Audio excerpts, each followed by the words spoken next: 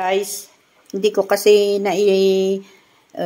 demonstrate sa inyo ng lubusan, pero ito yung rambutan.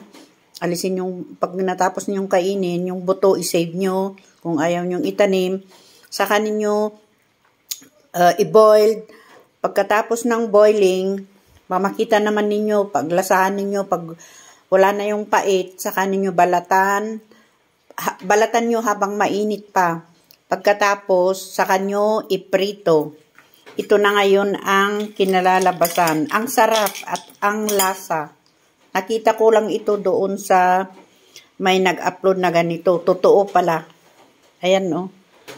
Ganyan ang itsura niya. Parang nuts. Ang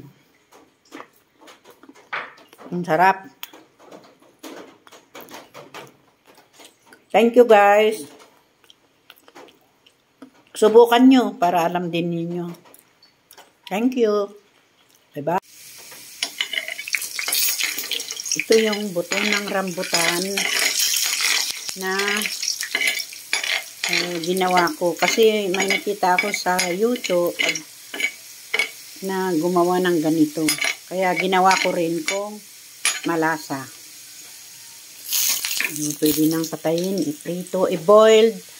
Tapos, iprito. Pagkatapos ng prito, ito na. Pwede nang kain. Mabango. Tapos, lagyan ng kunting asin. Ayan. Hangu-hanguin. Tapos, pwede nang kainin.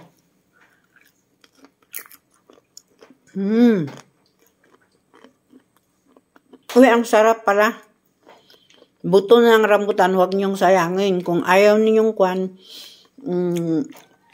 itanim, pwede niyong i-save, tapos gawin ninyong parang nuts. Ang sarap. I-boil nyo yung buto, pagkatapos, natapos na boiled, pag tikman ninyo at wala na yung pait-pait, ayun, pwede na. Tapos balatan. Pagkatapos ng balatan, saka ninyo ilagay sa strainer. Pagkatapos iprito, ito na ang outcome.